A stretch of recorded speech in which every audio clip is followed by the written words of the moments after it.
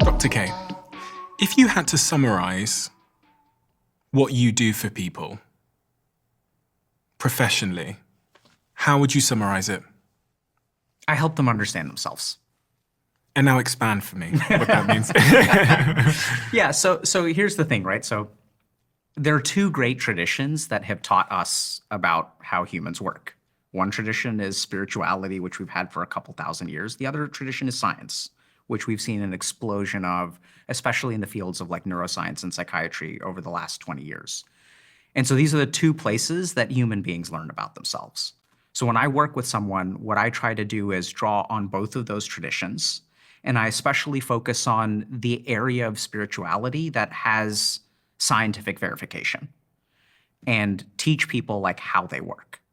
So in the same way that if we think about like, when you buy a car, you have like a manual that is in the glove compartment that tells you what everything is and how it works. The problem is that in life, like we don't have that manual for ourselves, but we do have these two great traditions that can teach us so much about this stuff. And so what I try to do is basically translate those two traditions to an individual, the situation they face, the challenges they face, and the goals that they want to achieve. And there was a lot of discussion around just this world difference between how men are feeling in the world and how they're being understood in the world versus women.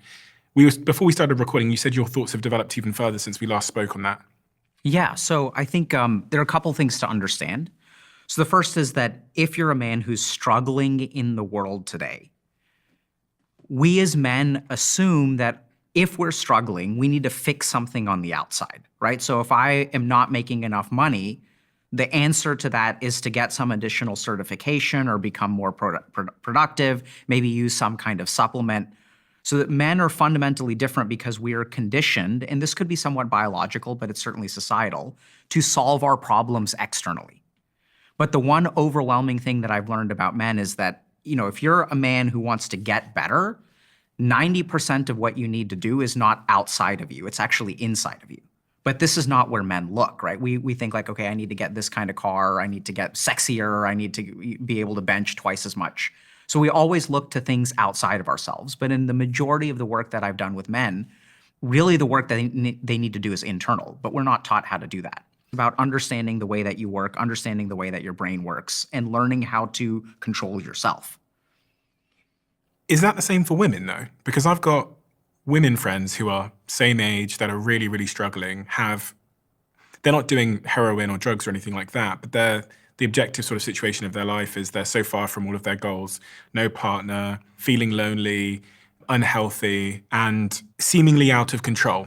Yeah, so I've worked with plenty of women for whom that is a problem as well. But I think if we look at on average, right? So remember that like within any population of men and women, there's going to be more variance between women than there is between men and women. Sure. So absolutely the case for a lot of women. I think the big difference is that a lot of the tools that we have were sort of designed with women in mind.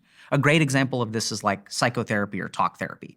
So if you look at the gold standard of how we process our emotions, it's verbally. Now, the studies actually show that if you look at like estrogen has a very, very interesting effect on awareness of your internal emotional state and the ability to articulate your internal emotional state. So as estrogen rises, you literally feel emotions more. So this is why women will have problems like premenstrual dysphoric disorder, PMS. When there are these hormonal fluctuations, it's not that we should treat them poorly or anything like that, but they actually literally feel emotions in a more intense way because of the fluctuations in their estrogen level. So it's like that's like scientific fact. It's not like it's not good or bad, right? It's just something that's a fact. So the higher your estrogen is, the more emotional awareness you'll have. So there are some biological factors, and then there's also like, if you look at the way that women are conditioned, they're conditioned to be good listeners, to provide emotional support for the men around them. And so they're a lot better at verbal fluency. Like that's not even related to emotions. You can look at, boys and girls who are 8 years old. Girls will have a higher level of verbal fluency than boys do at the age of 8. So there are a lot of things in our mental health system that rely on being aware of your emotions, being able to articulate your emotions, using words to process your emotions. And so absolutely they can learn more about themselves. I think 99% of human beings on the planet, myself included, can benefit from learning more about themselves. But I think that women have somewhat of a leg up, which is why women are 70% of patients who seek psychotherapy, right? Even 70% of therapists are women. So there's like a very clear gender gap in the field of mental health. So going back up the river then, so the crux of the issue is not being able to control oneself, essentially. Control is even a step too far. The crux of the issue is not understanding yourself, right? Good diagnosis precedes good treatment. Control comes later. Okay. So first you need to understand oneself. Absolutely. And how do I go about understanding oneself? And in the case of the gentleman you mentioned as the case study there, how did he go about understanding himself? About belonging at the end of the day. Yeah. All of these things are about, feeling like you belong. Absolutely. What role does dopamine play in all of this? Because we talked at the start about taking back control, but much of the reason, as I learned from Andrew Huberman, that it's hard to gain control is because many of us are on this sort of dopamine roller coaster in our lives. Yeah, so I think dopamine plays an important role, but the one thing that I really come to appreciate is that how little of a role it plays. So everyone is like hung up on dopamine, but dopamine, first of all, is a neurotransmitter, right? So dopamine is also like deals with things like smooth movement. So my ability to go like this is governed by dopamine. You were waving your arm. Yeah. Just like so like anytime you have a smooth motion. So if we look at something like Parkinson's disease is a deficiency of dopamine. So there are all kinds of things that dopamine does. I'd say dopamine is like a letter in the alphabet for the brain. We use it in all kinds of circuits to create all kinds of behaviors. So dopamine is absolutely important. We'll talk about it. But I think that there is almost like too much of an emphasis on dopamine, and we oversimplify the problem when we focus too much on dopamine. I'll give you a really simple example of that. So one is, in my clinical experience, it's almost like dopamine and serotonin have an inverse relationship. So dopamine is what gives us a sense of pleasure. Dopamine also gives us behavioral reinforcement. But dopamine gives us pleasure, but will not give us contentment. So I've had plenty of patients who chase dopamine, right? And we know that, partying a lot, using a lot of drugs, having high adrenaline activities that all activate your dopamine system don't usually leave people feeling fulfilled and contented at the end of it. I've had plenty of millionaire playboys in my practice who tried that to find happiness and maximize the pleasure in their life, and it doesn't work. It's never going to work. And the problem with that is that our brain has this principle of tolerance. So the more that you activate your dopaminergic system, the more tolerance you'll develop to it. This is why people need higher doses of drugs to achieve the same goal. This is why people, when you first play a video game, it's a lot of fun. But hour 5, 6, 7, 8, it becomes less and less fun. And then you have old gamers like myself who are still chasing the beauty and the high of the games that we used to play when we were kids. So dopamine is almost like a scam neurotransmitter because it offers you pleasure temporarily, but in an unsustainable way. On the flip side, we have serotonin. So serotonin is associated more with contentment and peace. When we look at things like mood disorders, oftentimes what we're doing is improving the serotonin level, boosting the serotonin transmission in the brain. So peace and contentment is very different from pleasure. And these two things are almost inversely proportional where, and it's really interesting, you can look at something like orgasm, which is a great example of this. So when you have an orgasm, you get a spurt of dopamine and you feel a ton of pleasure. And then after your orgasm, you actually get a rise in serotonin and you feel incredibly contented. The really interesting thing is that if your serotonin levels are high, you won't feel horny. So what'll happen is we know this because if we give someone serotonergic medication, if we boost your serotonin transmission, one of the side effects is anorgasmia, and you can't have an orgasm. And then you also aren't as sexually, you're not as thirsty, okay? So this is one of the side effects. This is one of the number one reason why my patients stop serotonergic medication. It has to do with the sexual side effects. But if we kind of think about the neurotransmitters involved, right? When we boost serotonin, and we also see this in monks who are super content and peace and they're not very thirsty, right? So if we kind of think about it, peace and happiness and contentment in life comes from serotonin. Dopamine is actually kind of the opposite. And monks aren't thrill chasers, right? They're able to develop this internal sense of contentment. So dopamine is absolutely a part of the problem. It's a very important part of the problem, but I think that it's like one piece in a larger whole. Does this explain why people's sex lives typically get worse when they're comfortable and they're married? Absolutely. It's amazing how much science can tell us about the formation of relationships and falling in love that we just don't apply. So being attracted, falling in love, developing a relationship, these can discretely be described neuroscientifically. So being attracted actually starts in the thalamus. So the thalamus is our sensory organ of the brain. It's kind of the sensory gateway. So it interprets a lot of sensory stimuli. So when I first meet someone, I'm like, oh, they look really good, right? It looks really fantastic. And I feel physically attracted to them. They smell great. Their laugh is beautiful. So the initial stages of attraction are all about sensory input. Then what happens, now this is what's really interesting. Falling in love is actually very dopaminergic. So this is one of the reasons why I think we're seeing declining birth rates. This is why it's like if you talk to people nowadays, like it's hard to fall in love. Everyone's dating, everyone's going out on dates and stuff, but like falling in love seems harder. And that's actually because of dopamine. So what happens is if you look at the phase of falling in love, what that involves is a dopaminergic connection. And a great example of this is like if we're going to dinner, right? And I put my hand out, just Stephen hold my hand. And then we're gazing into each other's eyes and we're just holding hands. And then we feel in love. And if you kind of think about people in love, like it's like a dopaminergic high because that's literally what's going on. Now what you see, if you go to a restaurant and you people watch, which I love to do, what you'll see is two people on a date, both on their phones. So what's starting to happen is we are like developing this dopaminergic tolerance through things like devices. We're actually exhausting our dopamine, which is something that a lot of people don't understand. We run out of dopamine because we're using these devices, and then we have none left to fall in love. And then there are later things in the relationship that are more serotonergic in nature, where it's not as much about pleasure, but it's about connection and all kinds of other stuff. So what does that mean if I'm single and I'm looking to find love? So if you're looking to find love, this is where we have to start with diagnosis before solutions, right? So the first question is, do you have trouble falling in love? Because a lot of people who are single are like, oh, like, I don't feel anything, right? I don't feel a connection. This is something that I've heard so much from our community, so much from patients anymore. I just don't feel a connection. They seem great on paper, but I just don't feel a connection. There's actually neuroscience behind how to form a connection too. But what the first question that I ask people is, okay, do you feel like you just can't feel an emotional connection to people? Then what you actually need to do is reduce your dopamine activation through things like cell phones. We see this also with pornography, where we know that pornography correlates with like unhappiness in relationships. And that's probably also like a dopaminergic effect as opposed to all the other things. There's a lot of stuff going on there. So play fewer video games, be on your phone less, and especially before you go on a date, you want to like give your dopamine a chance to recharge.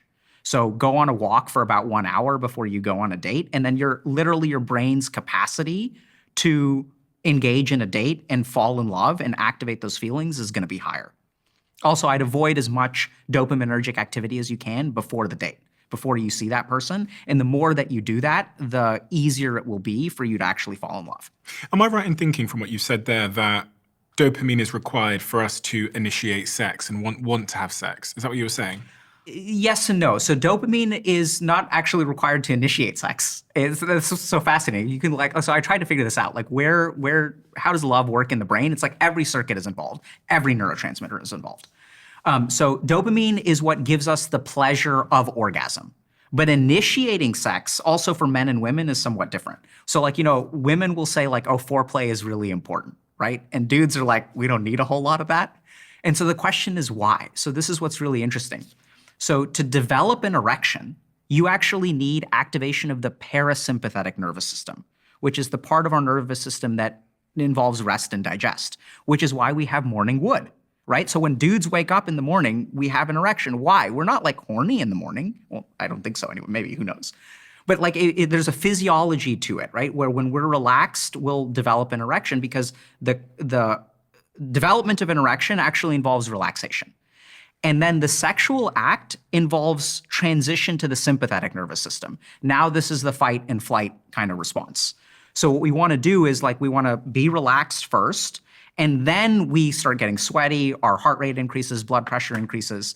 And this is the other thing that a lot of dudes don't understand because our nervous system is a little bit different. So when it comes to women, they have the same thing going on where they need activation of the parasympathetic nervous system before they get activation of the sympathetic nervous system. And then as you activate the parasympathetic nervous system with something like a massage or making out or something like that, some playfulness, relaxation, people really need to feel safe. Then you can sort of graduate to the more explicit sympathetic nervous system sexual act. This has answered so many questions that I had that I've never sort of vocalized because I didn't realize the issue. But I have come to learn that I am most aroused when I'm not stressed in any way. But I don't just mean stressed as in like, oh, stressed. I mean, if it's Friday night and I've just come back from work and I've got home at 9 p.m. after a really, really long day and week, I am not aroused typically.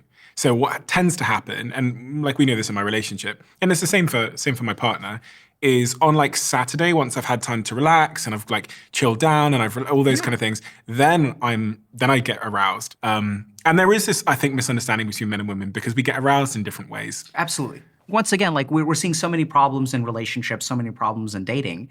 And you know what happens is like women will get branded as all kinds of she's an ice queen or whatever she won't put out, and like there's a lot of like toxic misogyny there.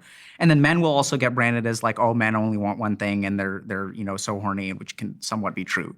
But I think this is the kind of thing where once you understand, you know, how does the male body work? How does the female body work? What are the ways? Because the majority of it is actually very similar. So like what separates men and women is less than what we share. Mm-hmm. So if you look at, for example, like how to create romantic attraction on a first date, like there's a lot of good like neuroscience data about things to do. And it's not surprising at all because if you look at what's the trend in dates, everyone is doing the wrong things now. Dates are turning into like interviews, right? Where it's like, I need to know if I'm gonna waste my time or not. So we're gonna sit down at a table, oh, do you want kids? What do you want this? How much do you like to travel? How many trips per year? It almost becomes a negotiation. And if you look at the science of how human beings fall in love, it's completely different. What is that relationship between, because as you're describing that dating process, in my head I thought, God, that sounds stressful. And then I thought of how expectation generally creates stress. So whether it's in the bedroom, having an expectation that we're gonna fuck tonight because it's Thursday and it's date night, or having an expectation when you go on a date, the impact that stress has on your dopamine and your ability to be like open and receptive. Yeah, so it's so interesting, right? So like, I know it sounds kind of weird, but let's use your example of it's Thursday and we're gonna fuck tonight. So that can be stressful. Or like, I don't know if you've been in a relationship like this, it can be awesome, right? So like, if I haven't seen you all week and you haven't seen me all week and it's like Thursday and this is the time we've set aside and like we're finally meeting and we both are like, we're gonna fuck tonight, then it's great. Like, you know what I mean? Or not so much, or I don't know. No, yeah. Right? So like, this is the key thing that a lot of people don't understand. So attraction is not about whether we're gonna have sex tonight or not. It's that you and I need to be on the same page. So there's a really fascinating study that looked at first dates on bridges. Okay, so one bridge is a stone bridge. One bridge is a rickety wooden bridge that's wobbly. And what the study found is that when you have a date on a stone bridge, people feel less attracted to each other than when you're on a rickety bridge. Now, what's the difference? On the rickety bridge, I'm a little bit scared and you're a little bit scared. So what really the foundation of romantic attraction is actually empathic resonance. When I feel the same things that you feel, when we both feel, it doesn't even have to be good. It can be negative things, it can be good things. We just need to both be feeling the same thing. That's what creates attraction. This is also why people fall in love in rehab. Like literally at the rehabs that I've worked at, like we have to like almost have a rule, right? We can't technically control them, but we're like, hey, no fucking in rehab. So this is we're gonna have, and because people will trauma bond, right? We're sharing all of this deep emotional stuff. You can be honest, you can be authentic, and there's someone else in the group who's also honest and authentic, and you feel connected. What is the nature of that connection? It's shared empathic resonance. So one of the biggest things that I tell people who are, you know, struggling to succeed in dating is like, what are the emotions that you're bringing to the table? What are the emotions they're bringing to the table? And if those emotions are not aligned, how can you do some kind of experience that creates an emotion? So this is also where like movies aren't necessarily good or bad. The question is, do you guys like the same kind of movies? If y'all like the same kind of movies and you both laugh a lot, that's a great date. You don't need to talk. You just need empathic resonance. So whatever you can do to get empathic resonance will create a connection. My brain went in two directions then. The first question that popped into my head was about the role oxytocin's playing in all of that, because I've heard about this chemical called oxytocin, which is there to help us bond, etc. And I remember Simon Sinek saying to me that when like cities have earthquakes, it's crazy how much the city comes together, and he pointed at oxytocin as much of the reason for that sort of shared struggle. I was thinking about your rickety bridge scenario. Life sometimes becomes a rickety bridge, and people bond because of that. So should I be taking my dates to theme parks, for example, to terrify the shit out of them, or watching? Only if you're equally terrified. Okay. So that's why it's so important, right, for you to figure out, like, what is something that is going to give us a shared emotional experience? Okay, so we've got to both have the same emotion. Absolutely. So if I'm not scared by it and she's terrified, then that's generally speaking not good. Now, there are other versions of that. So like you can demonstrate caring, right? So if I'm terrified and you take care of me, then that can feel good in a different way. But generally speaking, like what gets us like,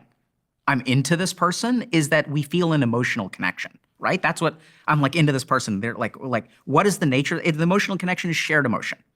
So oxytocin is another phase of the relationship. So oxytocin forms emotional bonds. So when we feel like not this, and this is what's so interesting, there's different parts of the brain, different neurotransmitters. So oxytocin is what we get from cuddling, what we get from different kinds of touch. Something like a massage can form oxytocin, hugging, holding hands, all this kind of stuff triggers oxytocin. And oxytocin will form an emotional bond, will alleviate feelings of loneliness. I think one of the reasons that men are so lonely now is because we don't feel bonded to each other. So oxytocin is more about forming emotional bonds. And the other way my brain went when we were talking about that is a question I've asked a lot of sex therapists I've spoken to, which is, should we be scheduling sex?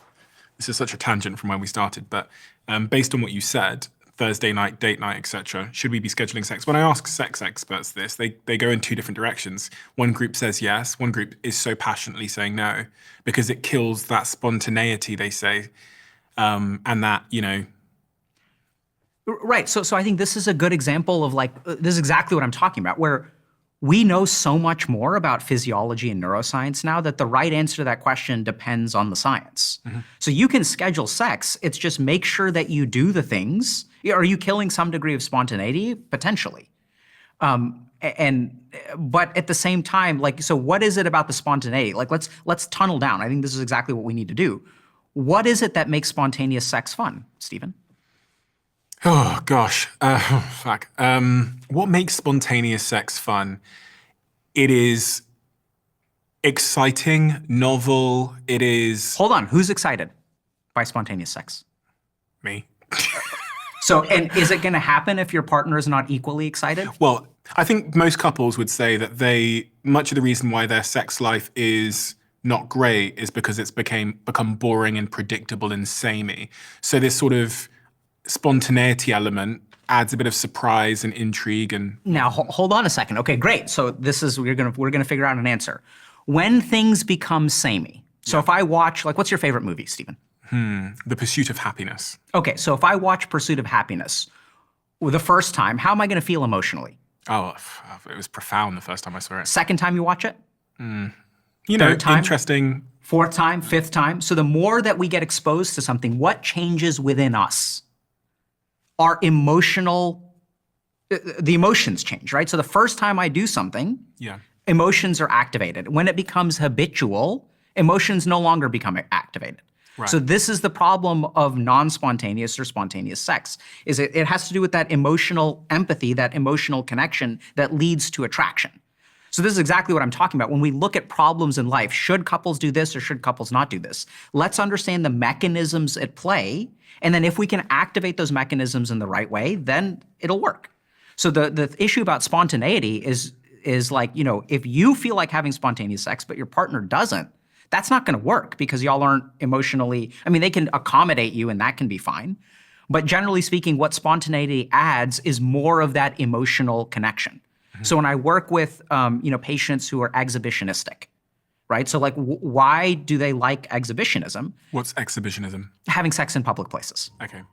So it's a kind of fetish, right? Can get you into trouble. That's sometimes how they end up in my office. But what if you really look at it, like what it's about is emotional resonance. So if I'm having sex in a public place, that's going to activate me emotionally in some way. It's going to activate my partner emotionally in the same way. That's why we do it. So it all comes down to emotional resonance. So the second thing is that if you're going to have scheduled sex, so like spontaneous is great, but if you're going to have scheduled sex, that's still fine too. It doesn't kill the spark. You just need to figure out how to activate it, right? So this is where activation of the parasympathetic nervous system. Do something like, give a massage, or even like the sex should come after some kind of emotional resonance. Let's go out and watch a movie together, or let's do something that we both find emotionally engaging. Then once you're emotionally connected, the sex it'll be a lot easier. I have a friend who has been trying for a baby. I'm trying for a baby as well, by the way, but this is not about me. This is not me like asking for a friend. He